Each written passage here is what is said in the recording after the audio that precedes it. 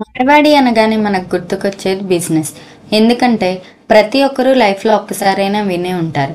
ఇది మార్వాడి షాప్ అను, మార్వాడి స్ట్రీట్ అను. అంతలా ఇంట్రెస్ట్ చూపిస్తారు మార్వాడీస్ బిజినెస్ చేయాలంటే.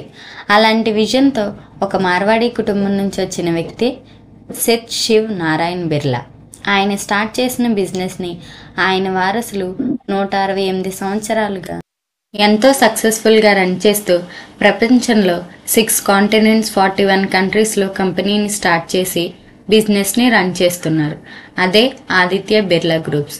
5 జనరేషన్స్ వాళ్ళ వారసత్వాన్ని ఎలా కాపాడుకుంటూ వస్తున్నారు, 2024 నాటికి 70,000 కోట్లు ఎలా సంపాదించారు. Kumar Mangalam Birla present chairman of Aditya Birla groups 28 ఇయర్స్కే బిజినెస్లోకి ఎంటర్ అవ్వడానికి కారణం ఏంటి? ఇలాంటి ఎన్నో ఇంట్రెస్టింగ్ విషయాలు తెలుసుకోవడానికి ఈ వీడియో ఎండ్ వరకు చూడండి. హాయ్ ఫ్రెండ్స్, నేను మీ business story friend. 1840 Rajasthan Pilani అనే విలేజ్లో ఒక మార్వాడి కుటుంబంలో జన్మించారు సెత్ శివ్ నారాయణ్ బిర్లా. మార్వాడీలకు ఒకరి దగ్గర పనిచేయడం ఇష్టం ఉండదు. వాళ్లే కొంతమందికి ఉపాధిని ఇవ్వాలని అనుకుంటారు. అలాంటి వ్యక్తియే మన శివనారాయణ్ బిర్లా. బిజినెస్ చేయాలి అనే విజన్తో ఉన్న వ్యక్తి. 19వ శతాబ్దం రాజస్థాన్లో ఎక్కువగా పత్తిని, గసగసాలని పండించేవారు. ఎందుకంటే 1861లో అమెరికన్ సివిల్ వార్ స్టార్ట్ అయింది. దాంతో అమెరికా నుంచి ఇంగ్లాండ్కి కాటన్ సప్లై ఆగిపోయింది. అప్పటికే బ్రిటిషర్స్ మన ఇండియన్ని రూల్ చేస్తూ ఉండడంతో పిలానీలో పండిన కాటన్ని బ్రిటిషర్స్ విలేజెస్ నుంచి సిటీస్కి తీసుకుని వెళ్ళి అక్కడి నుంచి రైలు ద్వారా ఇంగ్లాండ్కి పంపించేవారు. దీన్ని అవకాశంగా తీసుకొని 1857లో శివనారాయణ్ గారు కాటన్ ట్రేడింగ్ బిజినెస్ని స్టార్ట్ చేసి ఎన్నో లాభాలు పొందారు. ఇదిలా ఉండగా ఇంగ్లాండ్ చైనాతో నల్లమందు వ్యాపారం చేయడానికి ఒప్పందం కుదుర్చుకుంది. ఇంతకీ నల్లమందు అంటే ఏంటో చెప్తా వినండి. గసగసాల మొక్క నుంచి తయారు చేసేదే నల్లమందు. 1860 సమయానికి రాజస్థాన్లో కాటన్తో పాటు గసగసాల మొక్కలు కూడా బాగా పండించేవారు. ఈ అగ్రిమెంట్ గురించి తెలుసుకున్న శివనారాయణ బ్రిటిషర్స్ మధ్యవర్తులను దాటి చైనాతో నల్లమందు బిజినెస్ చేశారు.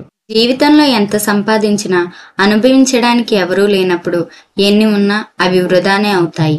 అలానే శివనారాయణకు ఎంత సంపద ఉన్నా ఆయనకి ఎక్కువగా బాధ కలిగించేది పిల్లలు లేకపోవడమే.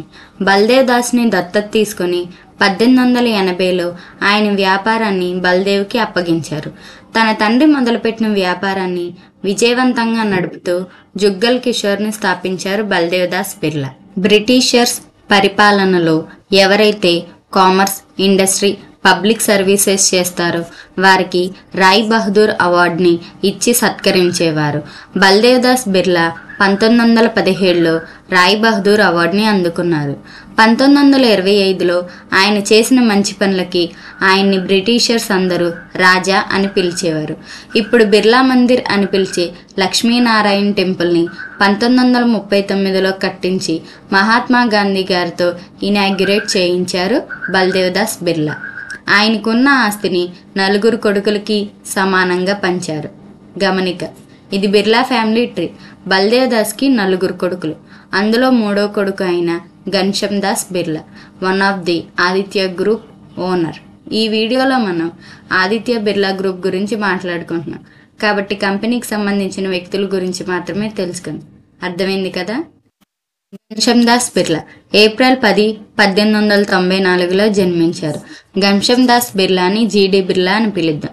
తనకు వచ్చిన ఆస్తితో జీడీ బిర్లా తన ఫాదర్, గ్రాండ్ ఫాదర్ స్టార్ట్ చేసిన బిజినెస్తో పాటు జూట్ బిజినెస్ని కూడా స్టార్ట్ చేశారు.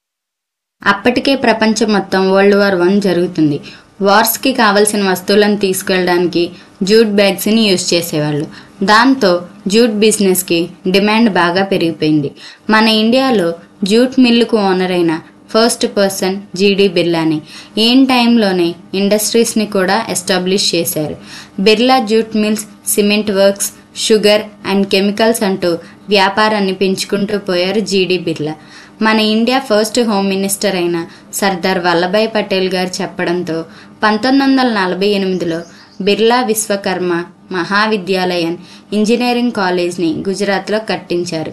ఫ్రీడమ్ ఫైటింగ్లో బల్దేవ్ దాస్ బిర్లా మరియు ఆయన కుమారులు మహాత్మా గాంధీ గారికి సపోర్టర్స్గా ఉన్నారు. ఎస్పెషల్లీ జీడి బిర్లా గారు మహాత్మా గాంధీ గారికి ఎంతో సన్నిహితంగా ఉండేవారు. జీడి బిర్లా గారు ఎన్నో ఎడ్యుకేషన్, హెల్త్ కేర్ లాంటి సోషల్ రెస్పాన్సిబిలిటీ యాక్టివిటీస్లో పాల్గొని 11 జూన్ 1983లో కన్నుమూశారు. ఇండియాకే పరిమితం అయిన వ్యాపారాలని మొదటిసారిగా ప్రపంచానికి పరిచయం చేసిన వ్యక్తి ఆదిత్య విక్రమ్ బిర్లా. 14 నవంబర్ 1943లో బాసంత్ కుమార్ బిర్లా అండ్ సరళ బిర్లాకి పుట్టిన కొడుకు ఆదిత్య విక్రమ్ బిర్లా. కెమికల్ ఇంజనీరింగ్ పూర్తి చేసుకుని 24 సంవత్సరాల వయసు అప్పుడే బిజినెస్లోకి అడుగుపెట్టారు. ఆయన వయసును చూసి అందరూ ఆయన బిజినెస్ని హ్యాండిల్ చేయలేరని తక్కువ అంచనా వేశారు. కానీ వాళ్ళకి తెలీదు ఆదిత్య విక్రమ్ బిర్లాని బిర్లా గ్రూప్స్ ఫేట్ మార్చే వ్యక్తి అని. ఇప్పటి వరకు ఒక లెక్క, ఇప్పటి నుంచి ఒక లెక్క. ఇండియాకే పరిమితమైన వ్యాపారాలని ప్రపంచానికి పరిచయం చేయడం మొదలుపెట్టారు. టెక్స్టైల్ బిజినెస్తో తన జర్నీ స్టార్ట్ చేసి 1960లో south east Asia, middle east and Africa లాంటి దేశాల్లో బిజినెస్ స్టార్ట్ చేసిన ఫస్ట్ ఇండియన్ ఇండస్ట్రియలిస్ట్గా పేరు తెచ్చుకున్నారు. 1969కి సుమారు 19 దేశాల్లో metals, cement, textiles and telecom రంగాల్లో బిజినెస్ని స్టార్ట్ చేసి 1996కి 172 కోట్లు సంపాదించి 52 ఇయర్స్కే క్యాన్సర్తో మరణించారు. ప్రజెంట్ చైర్మన్ అయిన కుమార్ మంగళం తండ్రి క్యాన్సర్తో చనిపోవడంతో 28 ఇయర్స్కే అప్పుడే చైర్మన్ పదవిని స్వీకరించారు. బిజినెస్ మీద ఉన్న ఇంట్రెస్ట్తో బీకామ్, ఎంబీఏ చదువుకున్న కుమార్ మంగళం బిర్లా తండ్రి కోరిక మేరకు ఇష్టం లేకపోయినా సీఏ చదివారు. కుమార్ మంగళం గారి గ్రాండ్ ఫాదర్స్ బిజినెస్ని స్టార్ట్ చేసి డైవర్సిఫై చేస్తే తన తండ్రి ఆదిత్య గారు వరల్డ్ వైడ్గా తీసుకుని వెళ్ళారు. తండ్రి చనిపోకముందే బిజినెస్లో మెలకువలు నేర్చుకున్న కుమార్ మంగళం 35 కంట్రీస్లో బిజినెస్ని ఎక్స్పాండ్ చేస్తూ బిజినెస్ని ఎక్విజిషన్ చేయడం మొదలుపెట్టారు. ఎక్విజిషన్ అంటే ఏంటో చెప్తా వినండి. ఏదైనా ఒక కంపెనీ ఓనర్షిప్ని పూర్తిగా హ్యాండ్ ఓవర్ చేస్తే దాన్నే ఎక్విజిషన్ అంటారు. మెటల్స్ ఇండస్ట్రీని స్టార్ట్ చేసి అమెరికన్ అల్యూమినియం కంపెనీ అయిన నోవెలిస్ని 2007లో కొనుగోలు చేసి వరల్డ్లోని అతిపెద్ద అల్యూమినియం కంపెనీగా పేరు తెచ్చుకుంది. 2010లో అల్ట్రాటెక్ సిమెంట్ని కూడా ఆదిత్య బిర్లా గ్రూప్స్లో కలిపేసుకున్నారు. తర్వాత ఐడియా కంపెనీని ఎక్వైర్ చేసుకొని కొన్ని ఛాలెంజెస్ని ఫేస్ చేసిన ఆయనకు ఉన్న స్కిల్స్తో వాటిని ఓవర్కమ్ చేశారు. తన తండ్రికి నివాళిగా 2016లో కంపెనీకి ఆదిత్య బిర్లా గ్రూప్గా నామకరణం చేశారు.